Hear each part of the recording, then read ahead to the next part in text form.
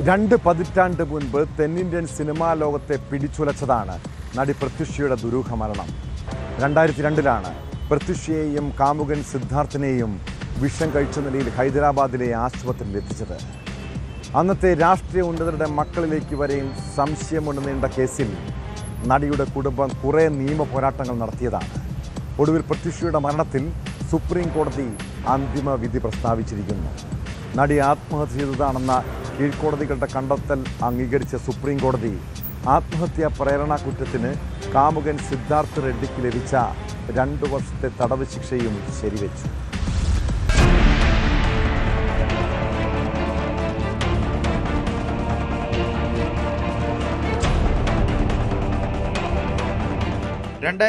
ഫെബ്രുവരി 23 പ്രത്യുഷയെയും കാമുകൻ സിദ്ധാർത്ഥിനെയും വിഷം കഴിച്ച നിലയിൽ ഹൈദരാബാദിലെ ആശുപത്രിയിൽ പ്രവേശിപ്പിച്ചത്. വീട്ടുകാർ വിവാഹത്തിന് സമ്മതിക്കാത്തതിനാൽ ഇരുവരും ആത്മഹത്യയ്ക്ക് ശ്രമിച്ചുവെന്നായിരുന്നു സിദ്ധാർത്ഥിന്റെ വാദം. ചികിത്സയിലിരിക്കെ പ്രത്യുഷ മരിച്ചെങ്കിലും സിദ്ധാർത്ഥ രക്ഷപ്പെട്ടു. തന്റെ മകളെ സിദ്ധാർത്ഥും സുഹൃത്തുക്കളും ചേർന്ന് പീഡിപ്പിച്ചു കൊന്നതാണെന്നും അന്നത്തെ രാഷ്ട്രീയ ഉന്നതരുടെ മക്കൾക്ക് ഇതിൽ പങ്കുണ്ടെന്നും പ്രത്യുഷയുടെ അമ്മ സരോജിനി ദേവി ആരോപിച്ചിരുന്നു.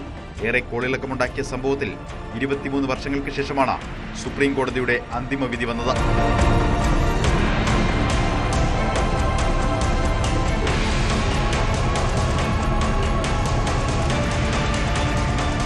പ്രത്യുഷയുടെ മരണം ആത്മഹത്യയാണെന്ന കീഴ്ക്കോടതിയുടെ കണ്ടെത്തൽ ശരിവെച്ച സുപ്രീം കോടതി ബലാത്സംഗം, കൊലപാതകം എന്നീ ആരോപണങ്ങൾ തെളിവുകളുടെ അഭാവത്തിൽ തള്ളിക്കളഞ്ഞു.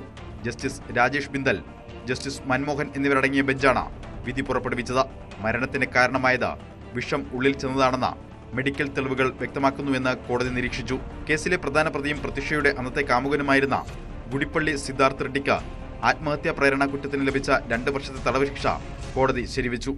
4 ആഴ്ചയ്ക്കുള്ളിൽ അധികൃതർക്ക് മുന്നിൽ കീഴടങ്ങാൻ സിദ്ധാർത്ഥിനോട് കോടതി നിർദ്ദേശിച്ചു. ഇയാളിപ്പോൾ വിദേശത്താണ്.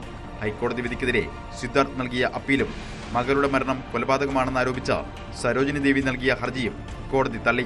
1988 തെലുങ്ക് സൂപ്പർ താരം മോഹൻ ബാബുവിന്റെ ഒപ്പം സിനിമാ ജീവിതം ആരംഭിച്ച നടിയാണ് പ്രത്യുഷ. തമിഴ്, തെലുങ്ക്, കന്നഡ ഭാഷകളിൽ തിളങ്ങി നിൽക്കവേ 20-ാം വയസ്സിലായിരുന്നു പ്രത്യുഷയുടെ മരണം.